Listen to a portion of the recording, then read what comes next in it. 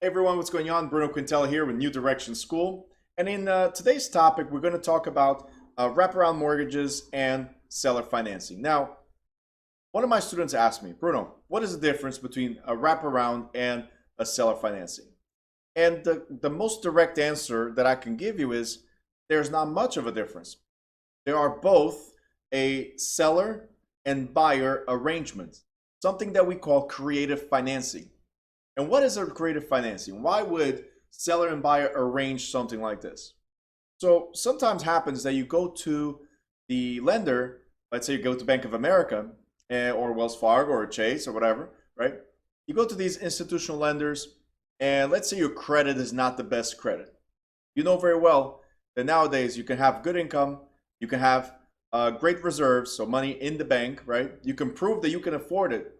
But if your credit is so-so, they might say no. All right? I like the way you rhyme. So here's the thing. We now have, if we really want this house, we now have to talk to the seller and say, hey, Mr. or Mrs. Seller, is there any chance we can come into an arrangement, right? So if it was seller financing, so let's address seller financing first.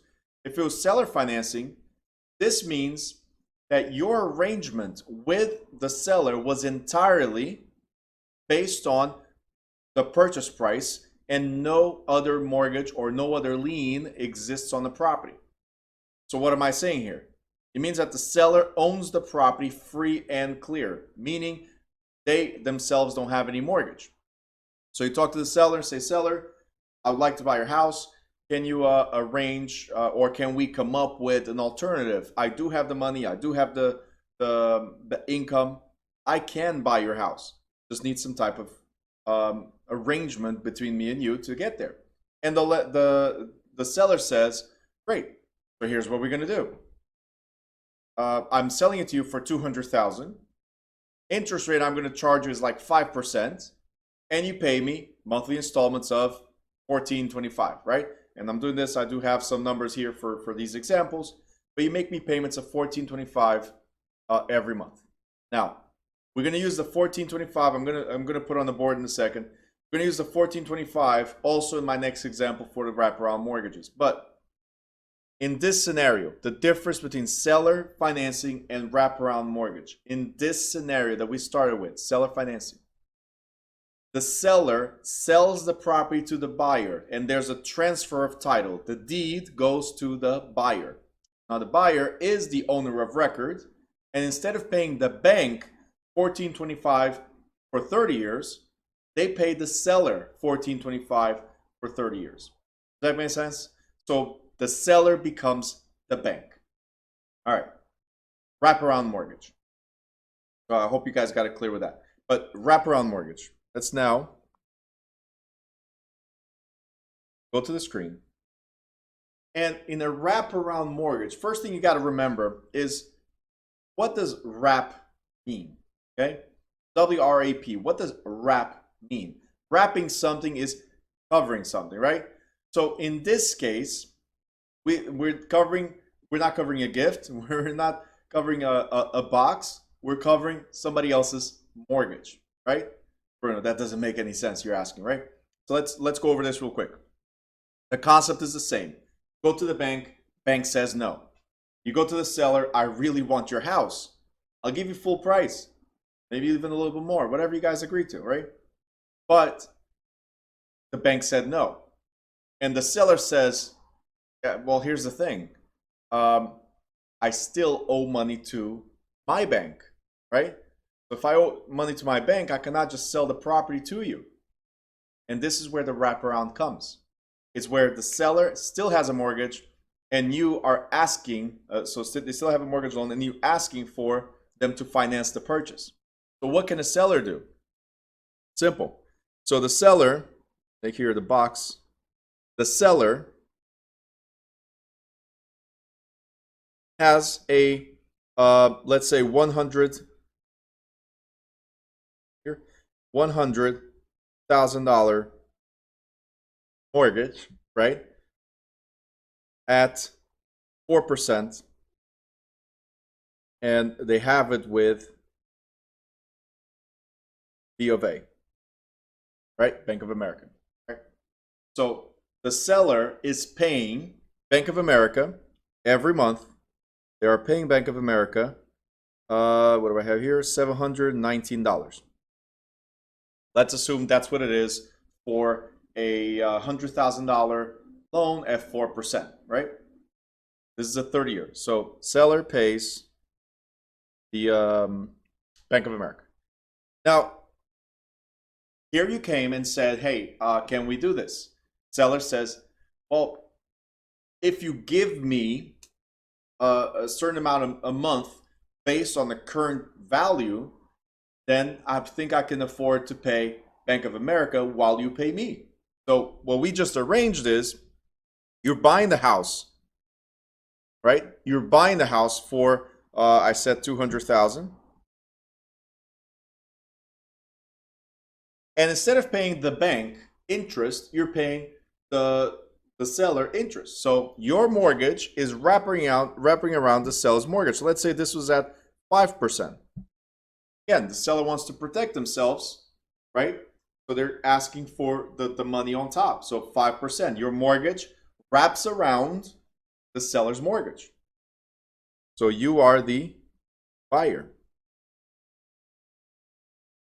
What happens now is that instead of paying a bank like I was saying, you're going to pay the seller.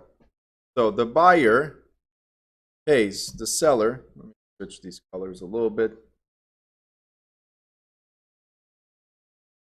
The buyer pays the seller $1,425 a month. You guys remember I said earlier in the seller financing $1,425. So that would be a $200,000 mortgage at 5% is more or less $1,425. So instead of you paying a bank, you're paying the seller. And guess what the seller is doing with your money? Well, the difference, right?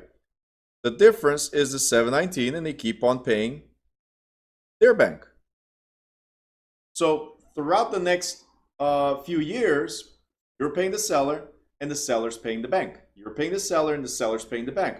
Once the the $100,000 balance reaches zero, you keep on paying because your promise was also for 30 years.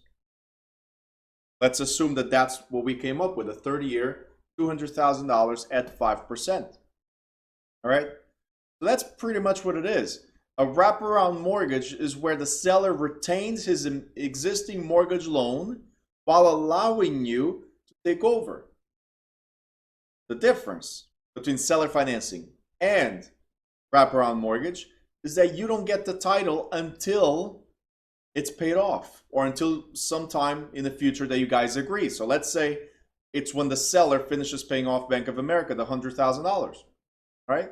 But that is the biggest difference between these. Another question that was asked during class, so this question I just addressed was a message I received. During class, I was asked, why would people do this? Again, I told you guys, the buyer might not get the money from the bank, might have a hard time getting it, right? The seller, maybe they're not getting the offer that they want. And what you're doing is, and a lot of investors do this, I used to do this in the past, is knock on doors and say, hey, I see that you have it for sale. It's been on the market for a while. What is the problem? And they say, well, I'm trying to sell, but I want to sell for $300,000. Well, I'll give you the $300,000. I will buy from you the $300,000. The thing is, I cannot get money from the bank.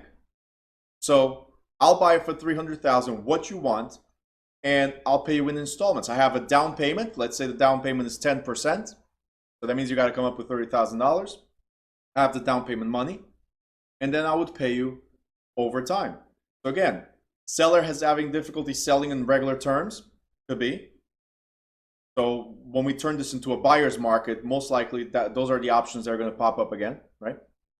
Maybe interest rates are going to start going sky high, right? And it's definitely difficult to or not wise to get a bank loan, right? So again, we're getting into creative financing. I always tell my students of real estate that if the bank says no, look for options. Most of the times the option is right in your face, the seller, okay? But if not, there's credit unions, right? There's different ways that you can get. There's private lenders. I mean, there's so many ways we can get into this. There's, hey, let's make an agreement, rent with option to buy. So I'm buying today, right, based on the future value, but we only close a year from now. So you're buying today as a tenant, right? Much like car lease, buying today as a tenant, and we're only going to close a year, 2 years, or 3 years from now when I exercise the option or whatever we agreed upon. All right. So guys, wrapping up this video, that's what it is. Wraparound mortgage is you're buying, paying the seller while the seller's still paying his mortgage loan to the bank. Simple. Seller financing, direct with the bank. Direct with the seller instead of with the bank, and the deed is turned over right away. All right, guys. I hope you enjoyed it. I hope it explains clearly and concisely what wraparound mortgage and seller financing is. If you have any questions, you can always send me an email at instructor@newdirection.school. Guys, if you know anybody who wants to get their real estate license, wants to get into the real estate world, send them to newdirection.school. All right, guys. Thank you very much, and I'll see you in the next video.